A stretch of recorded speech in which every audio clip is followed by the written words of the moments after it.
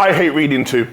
I think that's the best place to start with this particular clip video that we're doing today. I hate reading too. And as a researcher, as an academic, as a frontline practitioner, when I go back to when I first started learning, I used to absolutely hate reading from big books in the library, lecturers telling us to go on all of these different platforms via the university website, all of these different documents that we had to look at. And for me, it just didn't make any sense. I just felt that when I was in the classroom, if we could just have some group work conversation, for me, that would be enough. But I guess over time, I started to realize its importance. And I think now becoming an academic, an individual that writes now myself, I now find myself in that situation of understanding its importance. And really, partly the reason why I write in a particular type of way, so it's actually easy to understand. And I guess one of the things that I guess may be good to probably explore or help explore is how I get through it. Even though I hate reading, even though I hate studying, which actually sounds a bit like an oxymoron, doesn't it? And I guess one of the things that why did I not like reading? Why did I hate it so much? And I think partly it was because I discovered, and I didn't discover until later, but I discovered that I had dyslexia. So the processing of the information that I was reading when I was first studying became really difficult. And I guess one of the things that I started to benefit from was learning more about my learning style. And learning about my learning style enabled me to be able to respond to my specific need around dyslexia much better.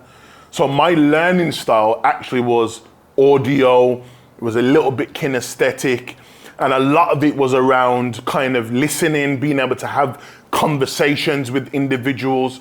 So one of the things that I started to do was when I was then given a book or told to read a particular book by one of our lecturers, for example, I would get a book, for example, let's say, I don't know, criminology, and then I would look through this particular book and I would look at all of the authors. And then when you start to look at who all of the authors were, we're in the world of social media. I'd go to Twitter, I would go to YouTube, and what I would start to do is see if these individuals were actually, people that would utilize social media too. And what I found was that yes, people were utilizing social media. And then when I started to follow those individuals, I also dropped them a quick DM. Loved your work, really interested in some of the things that you spoke about, reading your book. Is it possible if I could just have a conversation with you for 10 minutes around your definition of this particular model of intervention or whatever theory they've created? And I think 9 times out of 10, if you frame the question right to the author, I'm interested in your research about this model, they're most likely going to respond and talk to you, as opposed to what most students do to individuals, message someone and say, I want to pick your brains. That's generic.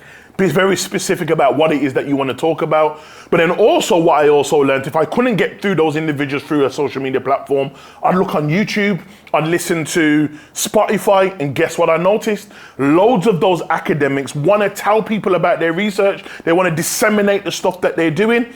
And one of the things you notice is that they're either doing workshops, they're doing lectures, they're doing training, they're doing free workshops in local colleges or universities. And I'm able to watch some of the interviews that they do on YouTube to start to learn about how they think, to start to learn about what they wrote about in their particular book. So then when I then look at the book and then attempt to read it, I start to understand a little bit more about their perspective. And then that links then to what I said earlier about my learning style being also from an auditory perspective. That's where I also discovered audiobooks. So most of the books that I oftentimes have or I'm utilizing, I always seek to find if there's an audio version of that particular book. So whilst I'm driving, whilst I'm on the train, whilst I'm traveling in general, got my headphones on and I'm listening to a particular chapter and I feel that the information sticks. And then also what I do is I write notes a lot. Because I said earlier, the process of my information takes a little bit, like I write on my notes. So I use my mobile phone. I sometimes use the dictaphone aspect of the application, and I taught my thoughts into that. Then I convert the notes onto a Word document, and then I make it make sense. So even though I hate studying and I hate reading, I have to find a way to understand. And why is it more critical?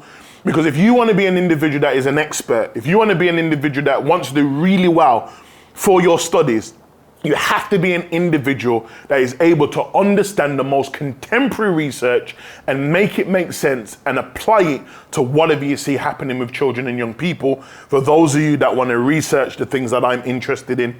And just as a final point, you have to look at it through the lens of the expert. If you want to be an expert and you want to stand out from the rest, what's made me be able to kind of reach all of the different type of people that I do is that I have to fight through the studying. I have to fight through the days when I don't want to get up and go to the library, the days when I'm really anxious about doing a presentation at university. I have to get through it, because that's what's going to make you stand out from the rest. So just going to the library and reading a couple of lines and then thinking you're gonna, get to a certain place where you're going to be able to fake it till you make it will only bring you to a certain type of point. And again, if you want to be that person that stands out, you're going to have to do the stuff that we don't oftentimes talk about, behind closed doors, when we're spending hours and hours and hours, taking that time. So my perspective really comes from someone with a learning need. And as I said, I hate studying. I hate trying to find a way to be able to do it. But you have to find something that enables you to be able to get that information in your mind, to keep it to stick, and then make it make sense to the topic that you're passionate about. Again, in the comment section, there might be something that you want to ask. You may think that you want me to elaborate more on, maybe some of the methods that I use in order for me to learn.